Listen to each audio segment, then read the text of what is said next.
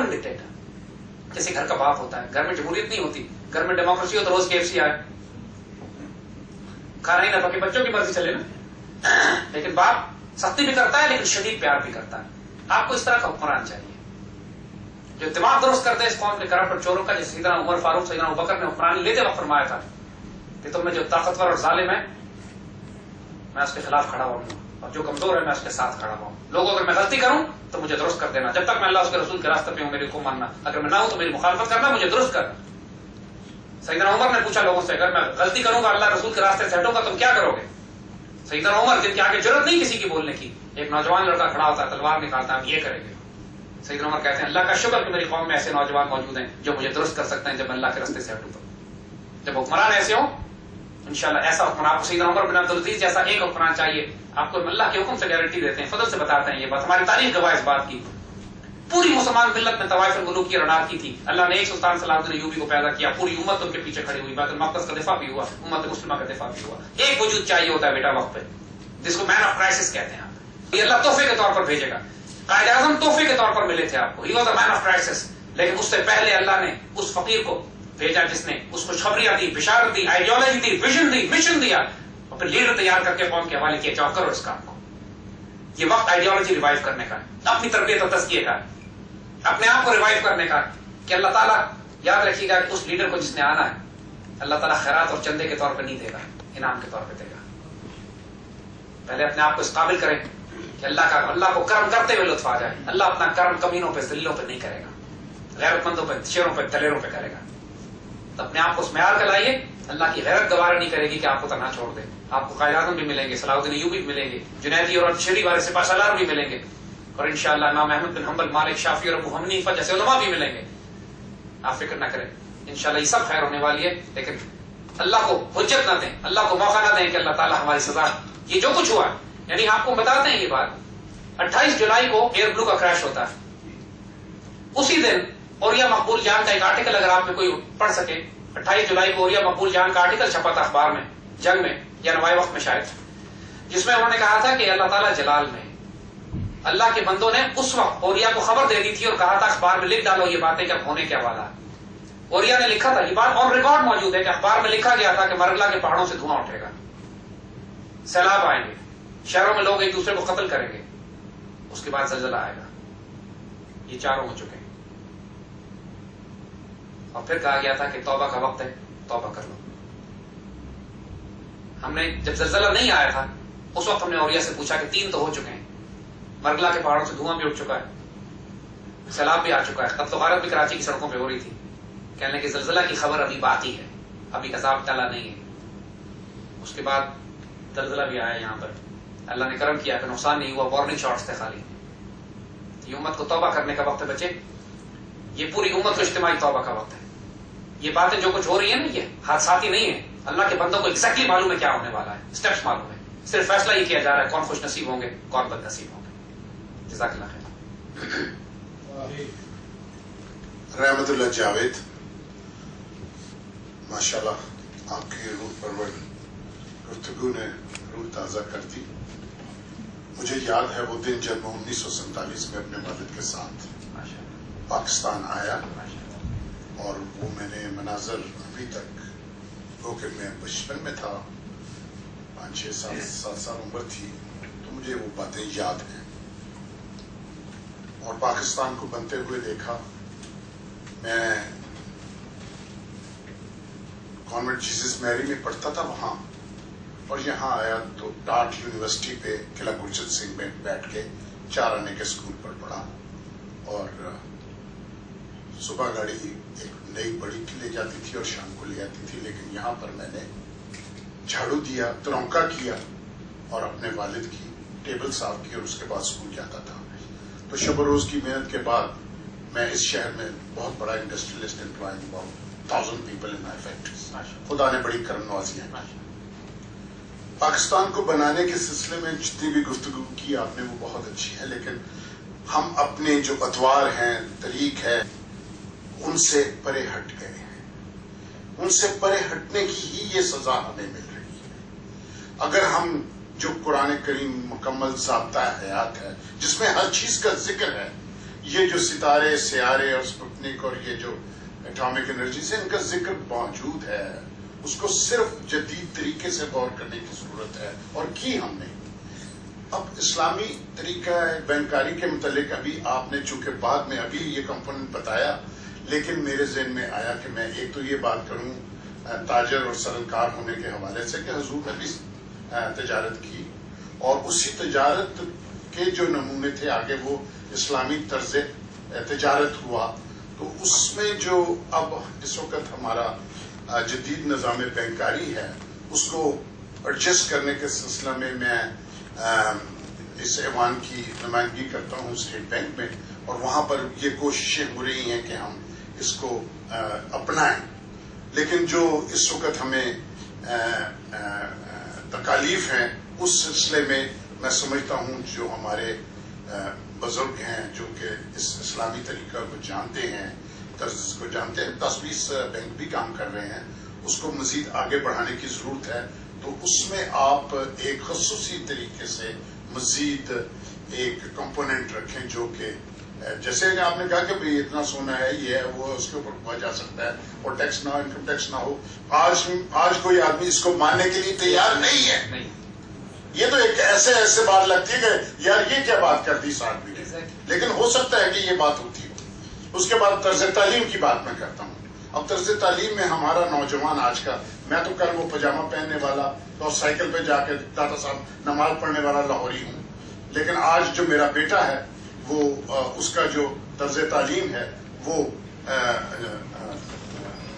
ایسا ہے کہ اس سے اگر آپ یکلخ تبدیل کریں تو شاید ممکن ہے کہ وہ کام نہ آئے، لیکن اس میں جو قومی جذبہ ہے، جو عزت اور والدین کی پاسداری ہے ان کی، وہ اس میں نہیں ہے، قوم اور مذہب سے دوری ہے، تو اس کے لیے بھی تو کوئی پیغام ہونا چاہیے۔ میں سمجھتا ہوں کہ یہ ایک جو آپ کی گفتگو ہے وہ بڑی ایسی ہے کہ آدمی جوش و خروش میں آتا ہے، یہ ایک علیحدہ چیز ہے، لیکن اس کے بعد اس کی کنٹینیوٹی جو ہے وہ کیسے برقرار رکھی جا سکتی ہے۔ ایک آدمی اگر ایک کام کو کرتا ہے تو وہ 1 سال میں کرے گا، اور اگر 100 آدمی مل کے اسی کام کو کرتے ہیں تو وہ شاید 12 دن میں ہوگا۔ اس سلسلے کو بھی تھوڑا سا ایڈجسٹ کرنے کی ضرورت ہے، کیونکہ میں سمجھتا ہوں کہ تعلیم ایک ایسا سلسلہ ہے جس کو میں نہیں کہتا کہ اس کو مولوی ہی بنایا جائے، لیکن میں یہ بھی نہیں کہتا کہ اس کو شیکسپیئر ہی فوری طور پہ بنا دیا جائے۔ ہمیں اپنا جو اسلامی قدریں ہیں ان کو سامنے رکھ کر ایک متوازن پاکستانی مسلمان شہری بنانے کی ضرورت ہے، جس میں وہ معاشرے کی عزت بھی کرے، والدین کی عزت بھی کرے، اور ایک اچھا شہری اور ایک اچھا پاکستانی ہو۔ اس کے لیے ہمیں ڈیفینیٹلی کسی خاص نقطے کی ضرورت ہے، اس نقطے کا ابھی تک مجھے تو کوئی سرا نظر نہیں آتا۔ تو میں سمجھتا ہوں کہ آپ نے جتنی اچھی باتیں کی ہیں اس میں یہ بھی 2-4 چیزیں اگر کسی طرح سے شامل کر لیں تو بڑی اچھی بات ہے۔ میں جب ترکی جاتا ہوں تو یقین کیجئے ترک والے اتنی محبت کرتے ہیں کہ میں نے صرف اتنا کہتا ہوں کہ پاکستان، اور مجھے وہ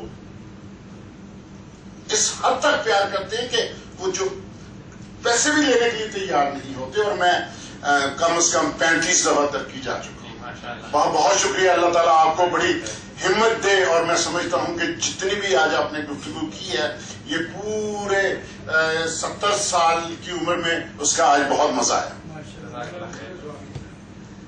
آپ بزرگوں سے ہم یہ ضرور درخواست کریں گے، بزرگوں سے بھی دوستوں سے بھی، کہ ہمارے وہ پروگرام ہیں اکنامک ٹیررزم کے 17 پروگرام ہیں، ان کی سیریز انشاءاللہ یہاں پہنچ جائیں گے آپ کے پاس، اور خلافت راشدہ میں جو 19 پروگرام ہیں وہ ضرور ایک دفعہ موقع ملے تو دیکھ لیجئے۔ آپ لوگوں کی جو تھاٹ پروسیس ہے کہ آئندہ آنے والے وقتوں میں اسلامی اکنامک پولیٹیکل ماڈل تو بننا ہی بننا ہے، اور یہ بات جیسے آپ نے فرمائی کہ آج یہ باتیں عجوبہ لگتی ہیں کہ کیسے ممکن ہو سکتا ہے کہ کوئی ایسا اکنامک ماڈل ہو جس میں پیپر کرنسی نہ ہو، جس کے اندر سود اور ربا کی بینکنگ سسٹم نہ ہو، جس میں فریکشنل ریزرو بینکنگ نہ ہو، جس میں ریئل ویلتھ بیسڈ ماڈل ہو، جس کی بنیاد بیت المال پہ ہو، زکات ہو، ٹیکسز نہ ہو۔ یہ تو ایک ریڈیکل کانسیپٹ لگتا ہے آج کے لحاظ سے، لیکن this is how Muslim civilization work for 1400 years. پوری دنیا میں اسی طرح ہمیشہ کام ہوتا تھا۔ اب کیوں نہیں ہو سکتا؟ یہ چیزیں تو پچھلے پاسپورٹ، یعنی یہ تصور آج ہمیں ناممکن لگتا ہے کہ مسلم دنیا میں بغیر ویزا پاسپورٹ کے ہم کیسے ٹریول کر سکتے ہیں، حالانکہ 1920 میں پاسپورٹ بنے، 1927 میں ویزا رولز آئے. اس سے پہلے پوری امت مسلموں میں لوگ آزاد تھے، ہر جگہ چین سے لے کر یورپ تک مسلمان دنیا میں لوگ، صرف اتنا کافی تھا کہ مسلمان ہیں اور جاتے تھے. کیوں نہیں ہو سکتا؟ تو آج یورپ نے وہی خلافت راشدہ کا ماڈل یورپ نے اڈاپٹ کر لیا. انہوں نے پہلے یورپین پارلیمنٹ بنائی، انہوں نے اس کے بعد ویزا ختم کیا، پھر کرنسی کامن کر لی، اب یورپین پریزیڈنٹ بن چکا ہے ان کا.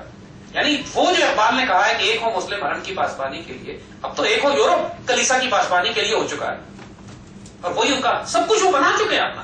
مسلمان سے کہو کہ مسلمانوں میں نہیں ہونے دیں گے، اس کو خلافت کا نام دیتے ہیں، اس کے خلاف اعلان جنگ ڈکلیئر کرتے ہیں، اور خود یورپین یونین ہے، نارتھ امریکن یونین ہے، اب وہ امریکن ڈالر ختم کر کے امیرو کرنسی شروع کر رہے ہیں. ایک نئی کرنسی ہوگی جو میکسیکو، نارتھ امریکہ اور کینیڈا کے درمیان چلے گی. ڈالر ختم ہو جائے گا.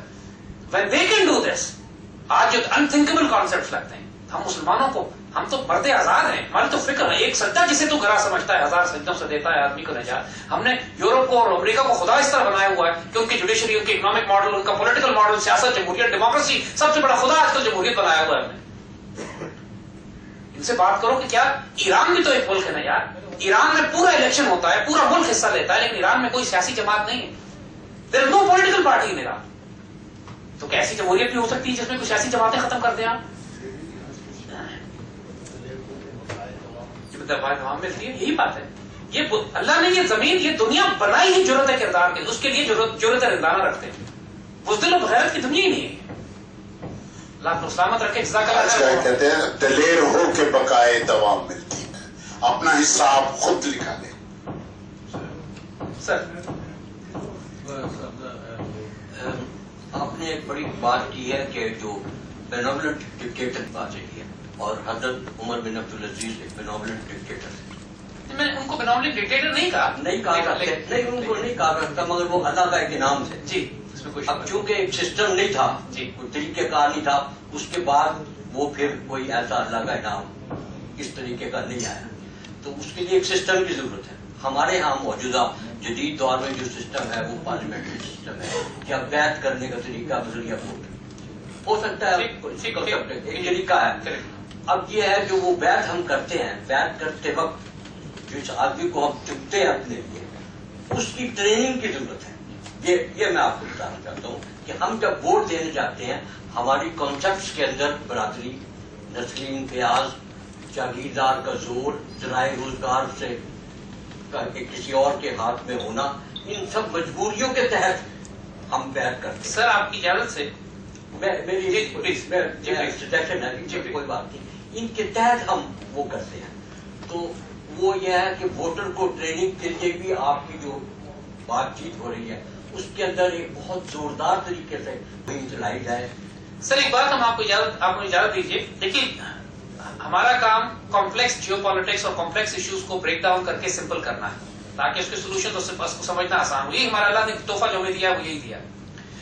پاکستان کے آئین کی ہر کوئی بات کرتا ہے، ہر کام کانسٹیٹیوشن میں ہونا چاہیے. کانسٹیٹیوشن میں یہ لکھا ہے، ایک طوفان برپا کیا ہوا 73 کے آئین میں. میں اگر بات پوری کر لوں تو یہ ساری چیزیں پلیز. میں تو ایک تو یہ ہے جو کانسٹیٹیوشن کی بات ہے اس کو کریں کہ جو ہم جس کو بیعت کر رہے ہیں، بیعت دینے والے جو ہیں ان کی ٹریننگ کی ضرورت ہے، بذریعہ مسجد امام، بذریعہ میڈیا، بذریعہ